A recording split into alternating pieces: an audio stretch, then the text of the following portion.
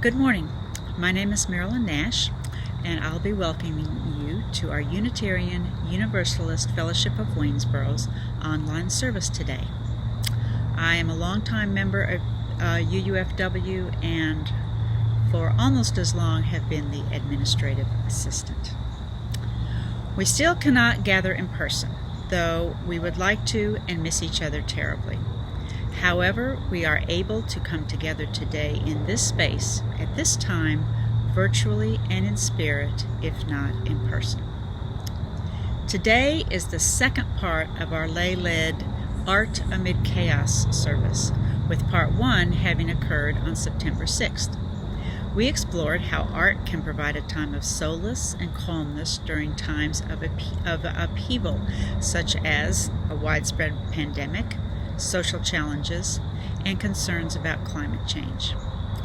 Part one dealt mainly with how all the stress in our lives is making us feel, how it feels like we are at times tunneling from our homes to the world outside, which then doesn't look so good to us, and then we want to go back to our home cocoon.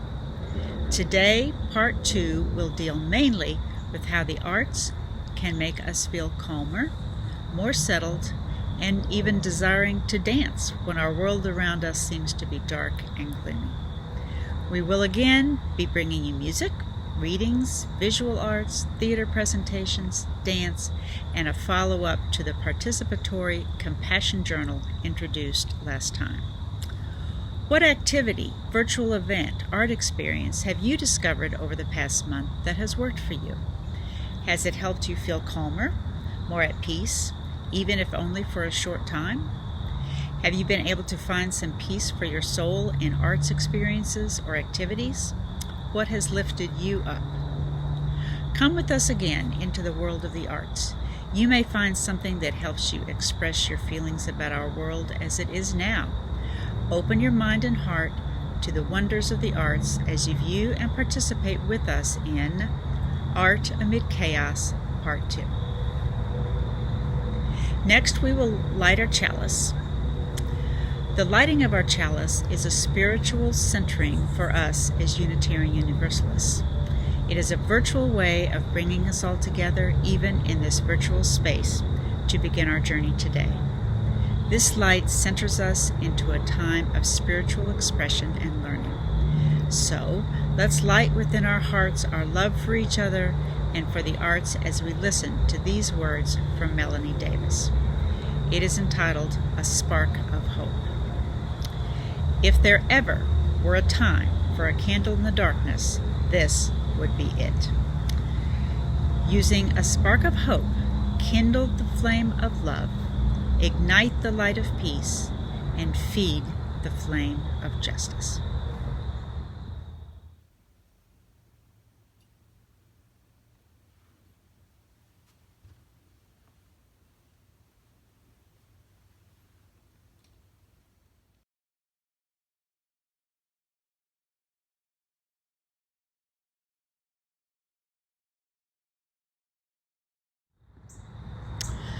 Joys and Concerns, October 4th. Not being able to gather is hard when we cannot share joys and concerns with each other. In this time of knowing that there are events in your lives that require love and compassion and joy, we come to this time of holding your needs in our thoughts today. Until we meet again, listen to these words by Gwen Matthews. It's entitled, Feel That? Feel that?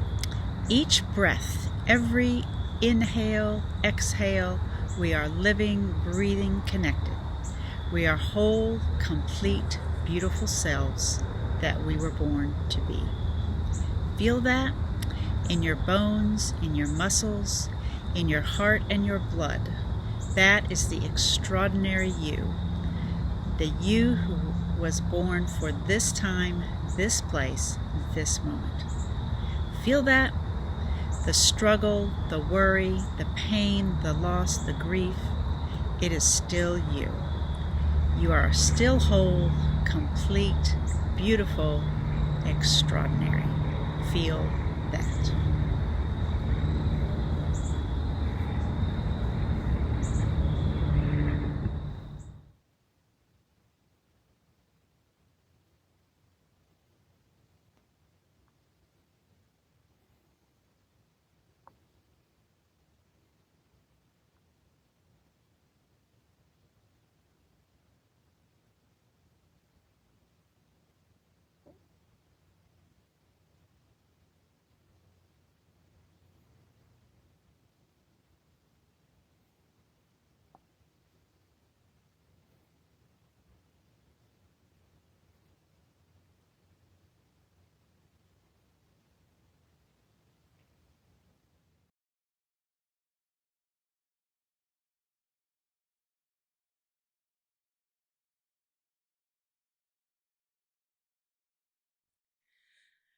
Dona nobis pacem, pacem.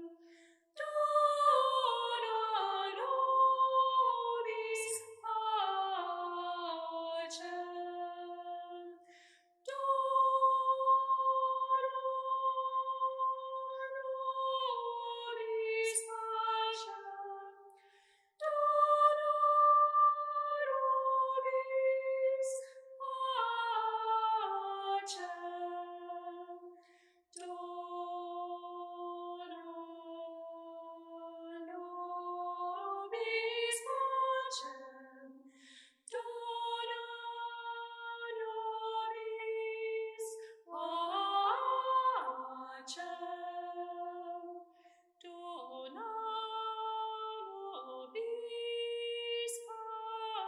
pacem, pacem. Dona nobis pacem. Dona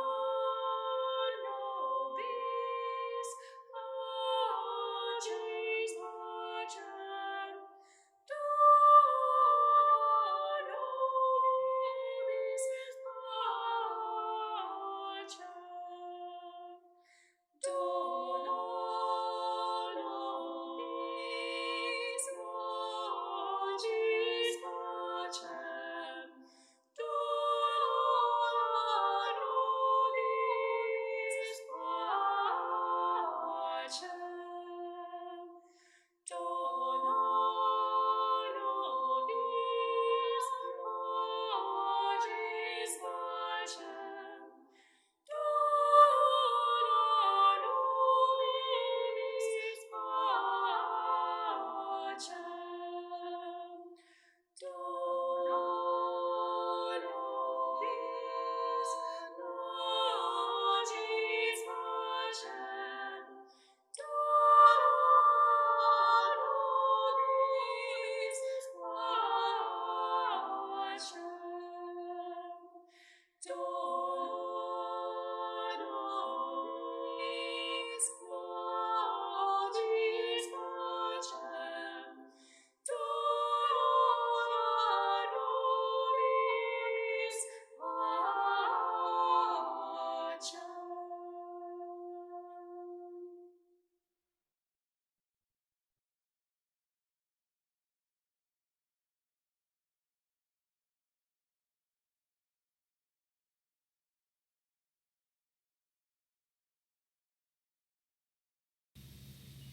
Hello.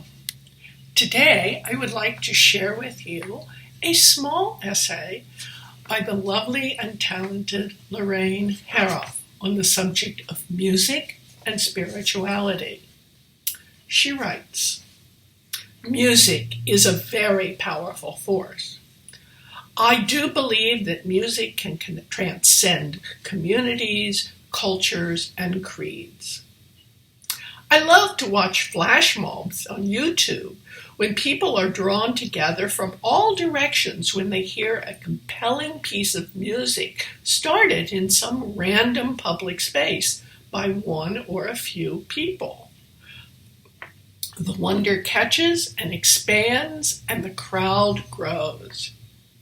There are many sites on Google which address the relationship between music and spirituality.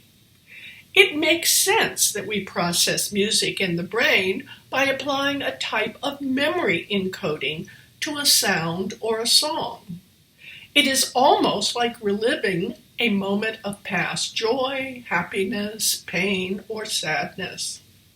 Also, the nostalgic element of music cements our memory of words and phrases to a fascinating degree. It doesn't matter which genre of music a person enjoys the most if it awakens an emotion that is truly and deeply rooted. That experience is connecting us with our essence, with our divine nature. When we dissolve into sounds, we are experiencing a method of meditation. Perhaps the luckiest children are the ones who are given opportunities to hear many genres of music during their early years, which give them more avenues to meditate and to experience joy from music throughout their lives.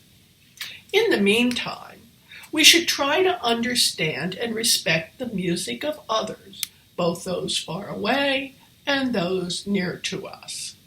It is never too late for us to try broadening our musical taste, even though our early experiences will probably continue to dictate a top contender reaction. I still remember going to Peter, Paul, and Mary concerts in the 60s and thrilling at the shimmering of Mary's hair flipped back into silky perfection under the stage lights. She would accent certain notes with a quick jerk of the head. That beautiful harmony with stringed instrumentation left a stamp on my soul. What about you? Yes. What about you? What transcendent and transformative musical encounters do you remember?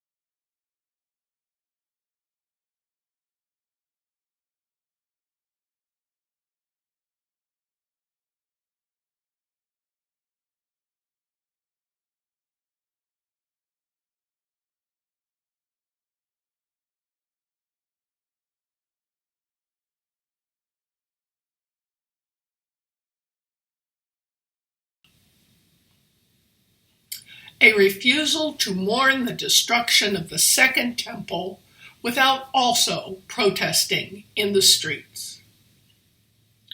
To fast and pray, perhaps, but also to vote and write postcards, to march in the street with gas masks and bike helmets. Not the most glamorous way to commemorate the temple. Sackcloth makes a much more classic statement. But we adapt. That's what we humans do. Fashions change, but the story remains. Destruction, cruelty, theft, and the possibility that life could be otherwise. Oh, to sing a lament for my people, then to shut my mouth and open my listening heart, to hear tenderly the laments I cannot know. After the first listening, there is no other. If trauma echoes through time, so does the possibility for healing. May I be a vehicle for that healing. May it work through me and my children and their children. This is my lamentation for the summer of the Jewish year 5780 in the city of Portland, Oregon, in these broken United States of America. We have work to do. Help us to mourn what we have lost, and what we have taken, teach us to give it back. Open the synagogue door, put on your mask. We will build the temple right here, together, in the streets.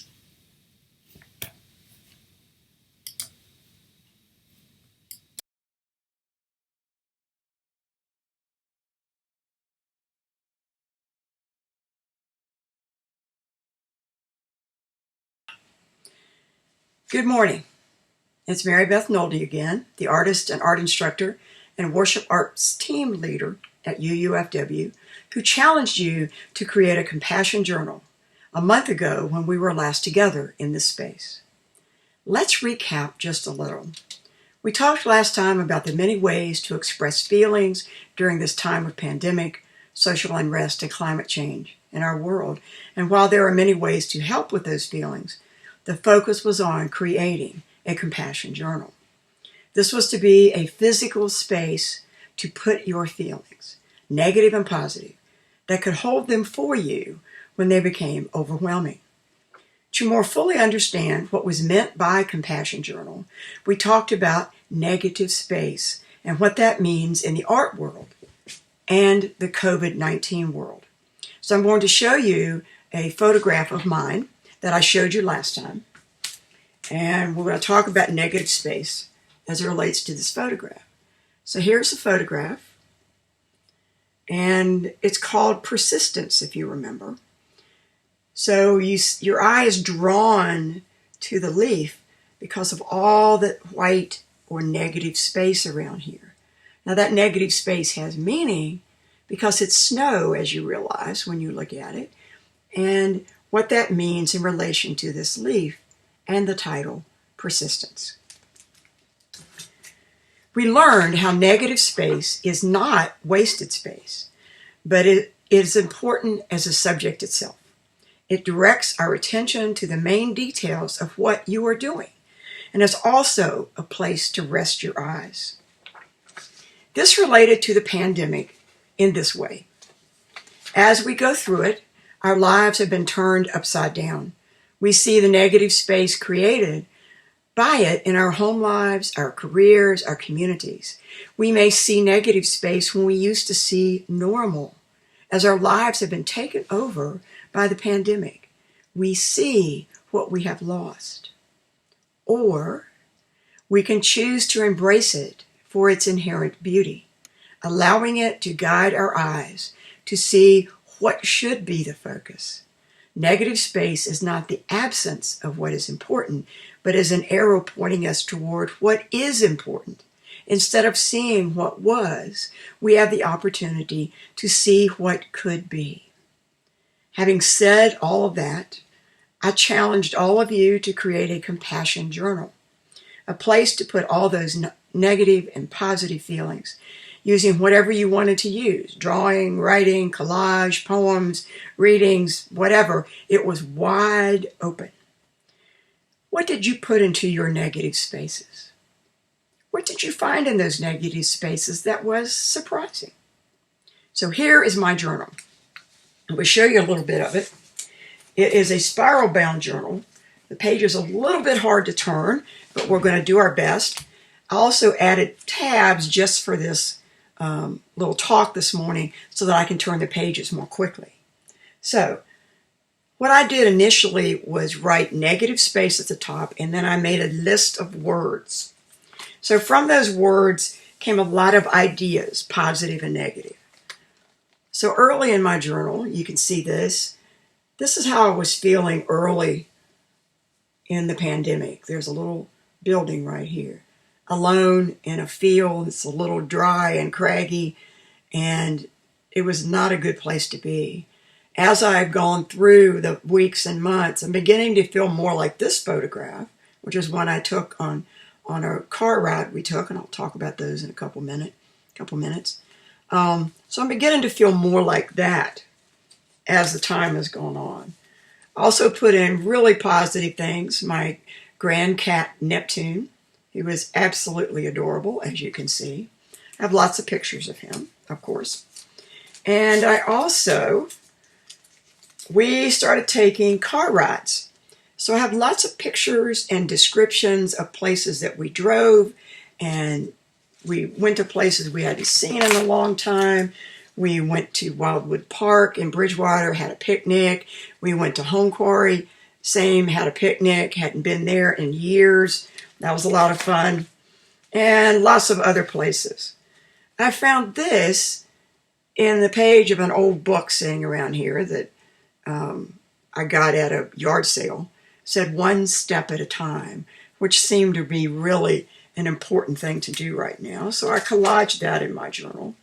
I found poems online that I really liked, and I printed those off and collaged them in my journal.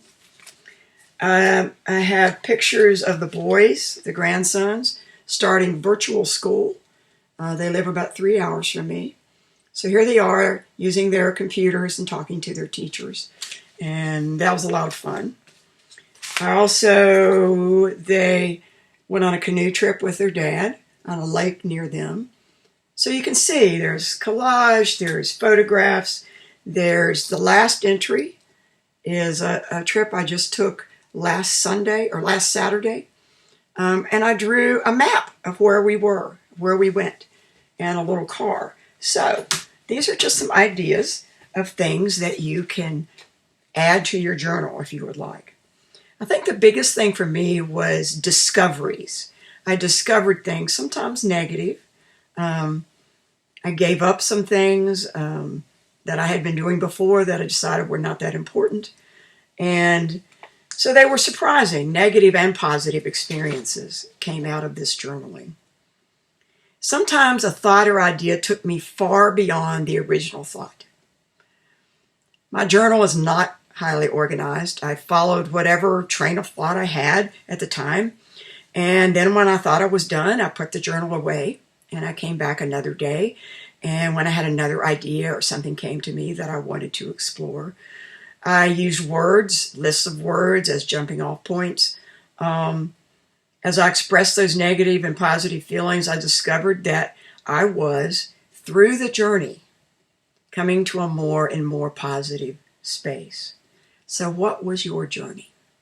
Did you find compassion for yourself and others through this art experience?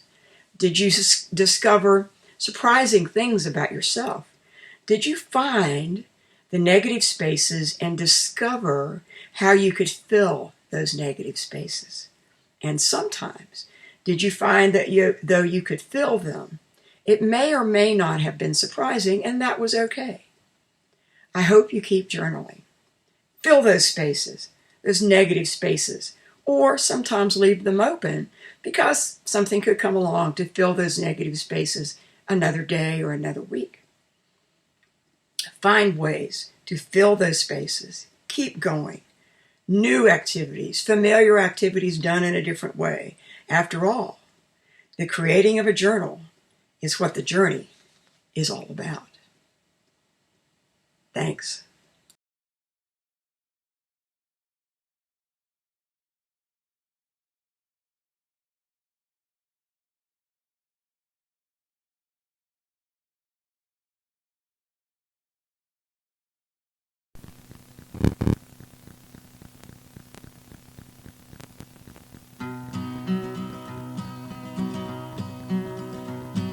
She wipes away a bitter tear and stares into the night. Wonders yet another time if leaving would be right. 'Cause she looks back on her life, sees a series of mistakes. It seems that wrong decisions are the only kind she makes. 20 years ago she loved him with a love she thought was true. With a baby coming, marriage seemed the thing to do. That house they built together never really was a home. She's thinking now of leaving, since the kids are almost grown. She wants to dance, she wants to sing, she wants to fly, she wants to try her wings and soar beyond the boundaries of the sky. She wants to run in fields of flowers or lie in darkness lost in thought. She wants to fly and sing and dance and live the only life she's got. Well, you made your bed, now lie there, always was her family's way. With guilt and shame and anger, she laid there till the day when she came to realize that no one else was in command, that the power to change direction lay within her own two hands.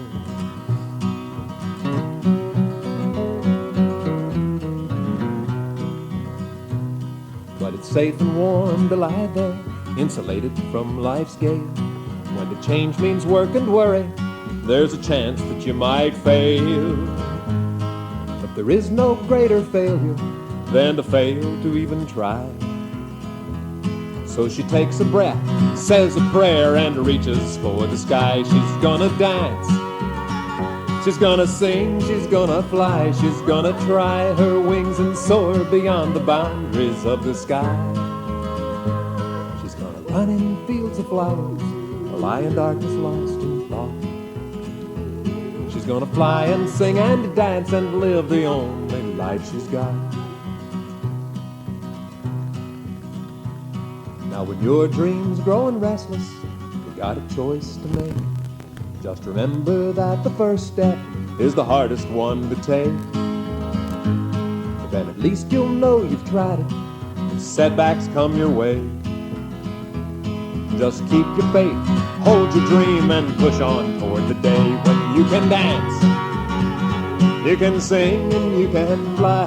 You can try your wings and soar beyond the boundaries of the sky. You can run in fields of flowers or lie in darkness lost in thought. You can fly and sing and dance and live the only life you got. You gotta dance, you gotta sing, you gotta fly, you gotta try your wings and soar beyond the boundaries of the sky. Run in fields of flowers, lie in darkness lost in thought. You gotta fly and sing and dance and live the only life you got. You gotta fly and sing and dance and live, it's the only life you got.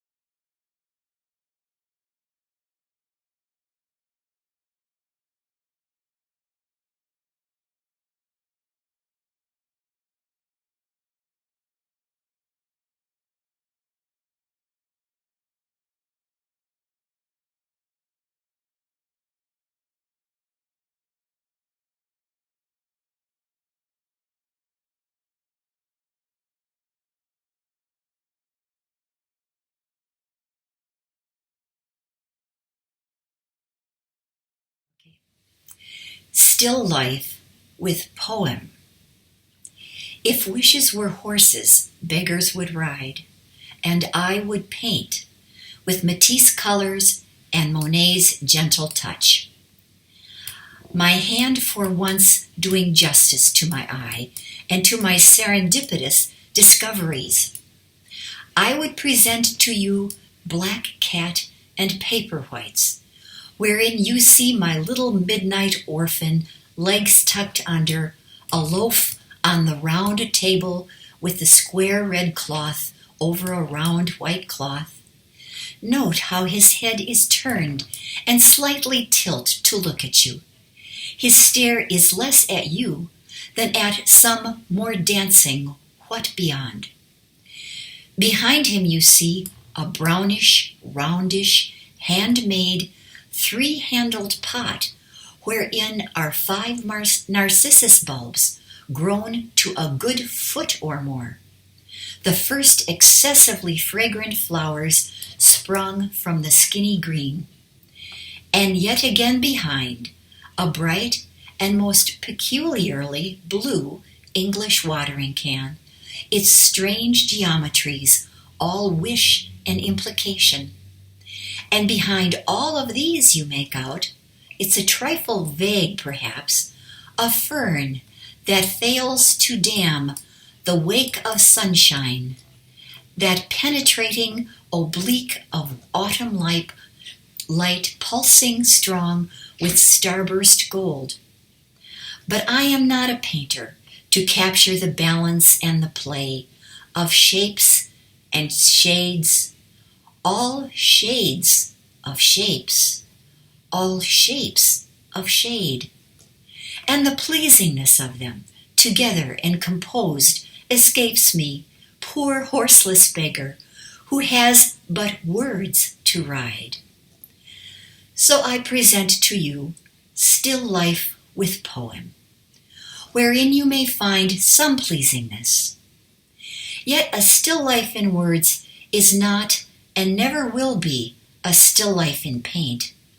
I say black cat, and you see a black cat, but not my black cat, and not the stare of his golden eyes.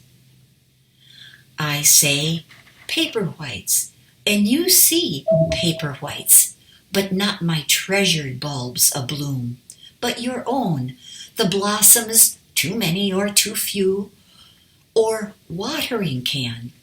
And there one appears, not my odd watering can, but yours, in too dark or too pale a hue, its angles too acute or too obtuse. And so it goes, my sun parlor on a November afternoon, with its life still within, becomes your porch, furnace and shining imprecisely in your autumn sunbeams, and not at all what is there, as anyone could plainly see, if wishes were horses and I could paint.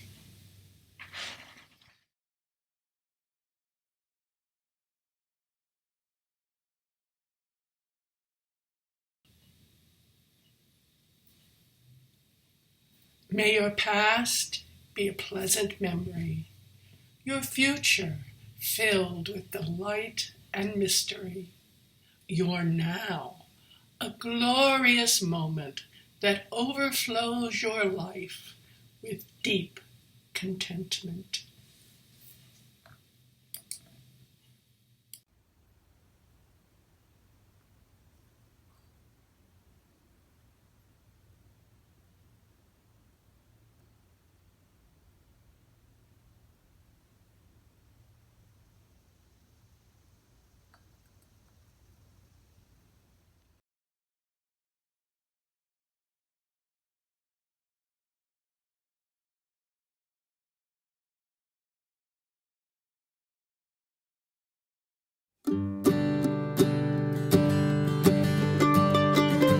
Did you ever walk when your feet were tired?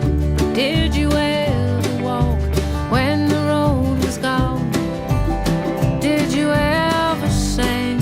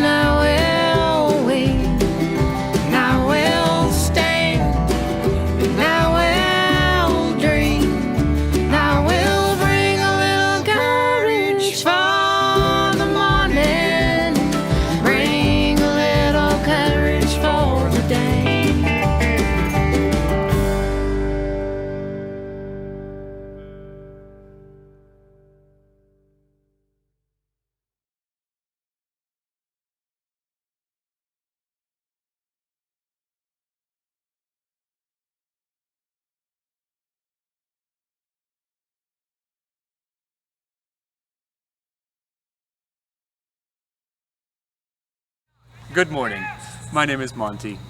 For the last 44 years, the Waynesboro Augusta Crop Walk has supported efforts to address hunger in our community and around the world. This year that effort continues and will support programs of Church World Service, International Development, as well as the Waynesboro Senior Center, Meals on Wheels program, the Salvation Army, Disciples Kitchen, and the Blue Ridge Area Food Bank. While we cannot hold a large walk here at the park this year, we can invite you, and do invite you, to walk individually and support the program online. And this year, our UUFW collection will be through the Crop Walk website. Please find the UUFW team on the Waynesboro Crop Walk online with the link provided, and click Donate so that your contribution will be credited to our fellowship. Meet Marissa. Marissa was severely malnourished at only 10 months old. She received the critical care she needed thanks to the Crop Hunger Walk. 2 years later, Marissa is still healthy and strong. Her story is not unique. You can help end hunger around the world and around the block for other children like Marissa. Find your local Crop Hunger Walk at crophungerwalk.org.